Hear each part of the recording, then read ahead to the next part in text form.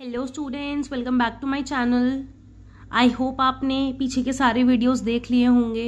Rank के सभी type के कॉन्सेप्ट्स आपके क्लियर हो गए होंगे कि रैंक होता क्या है, रैंक कैसे निकालते हैं, क्या क्या मेथड्स हम रैंक को फाइंड करने के लिए यूज करते हैं, minor method, echelon form, normal form, and the most important thing to find the rank is the elementary row transformation operations कैसे यूज करते हैं। अगर आप आज मेरे चैनल पर पहली बार आए हैं तो सबसे पहले तो लाइक करें, शेयर करें और सब्सक्राइब करना तो बिल्कुल ना भूलें। और टॉप राइट कॉर्नर में आई टैब पर आपको प्रीवियस वीडियोस के सभी लिंक मिल जाएंगे जो भी आपको रैंक मैट्रिक्स की फाइंड करने के लिए जरूरी हैं। तो फटाफट सबसे पहले जाकर वो वीडियोस देखिए।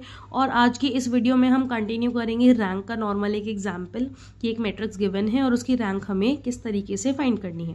तो चलिए शुरू करते हैं। ये एक मैट्रिक्स है 4x4 का, ठीक है।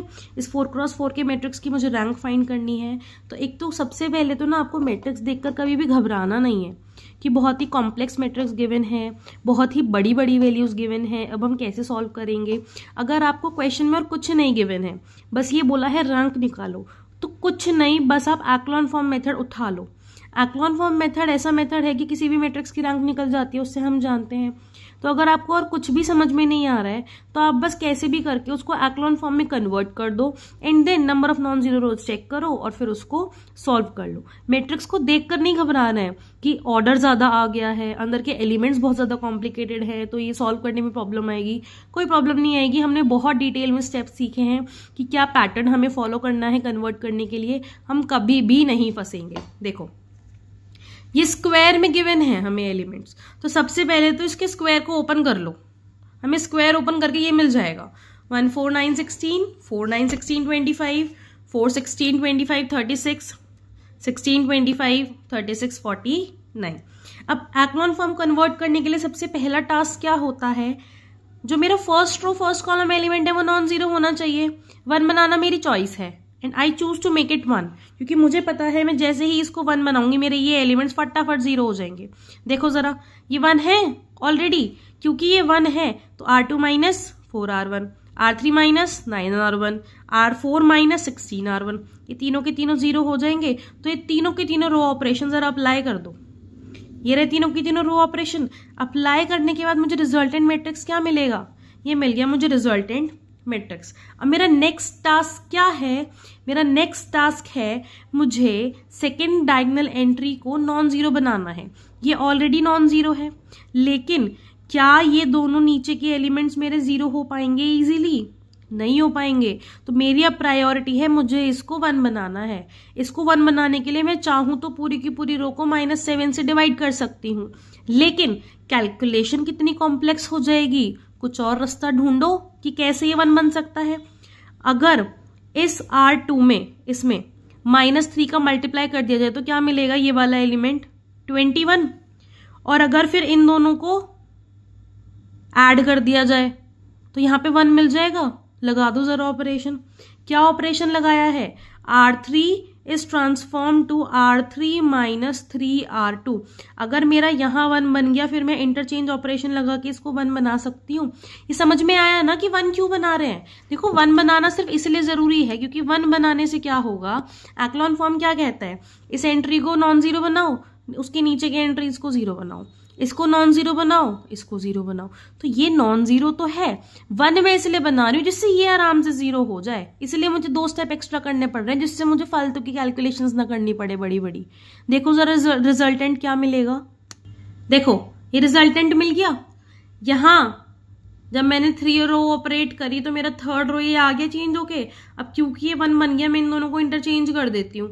R2 is transformed interchange with R3। मुझे क्या मिल जाएगा, ये मिल जाएगा।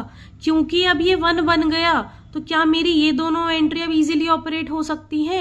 R3 is transform to R3 plus 7R2, R4 is transform to R4 plus 39R2, यानी कि ये मिल गया मुझे रिजल्टेंट मैट्रिक्स। ये वाली एंट्री 1 होके ये दोनों 0 हो गई।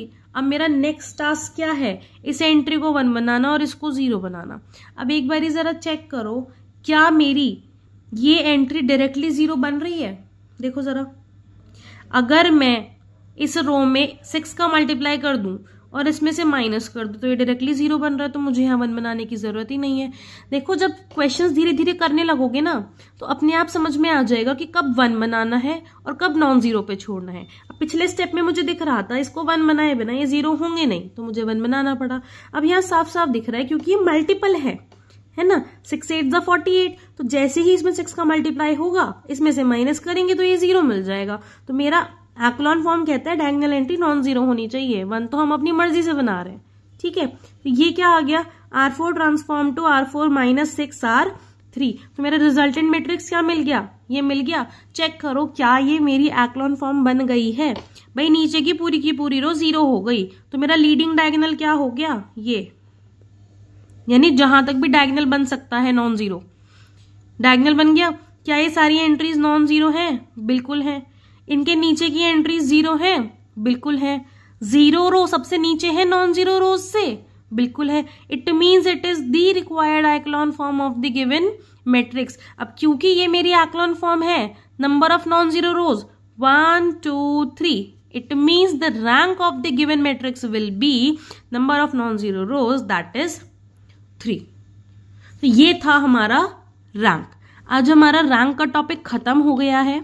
अब नेक्स्ट वीडियो में हम शुरू करेंगे solution of system of linear equation, कि किस तरीके से अगर हमारे पास लीनियर इक्वेशंस का एक सिस्टम गिवन है तो उस सिस्टम का हम सॉल्यूशन कैसे निकालते हैं।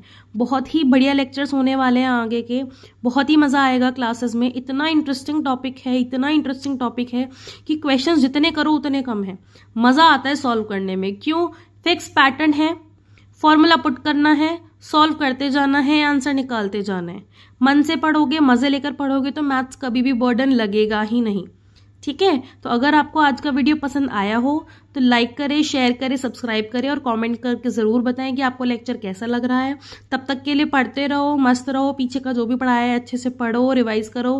कोई भी डाउट्स हो तो मेल दी हुई है आपको, मेल पर आप मुझे क्वेरी सेंड कर सकते हो या आप कॉमेंट बॉक्स में मुझे बता सकते हो।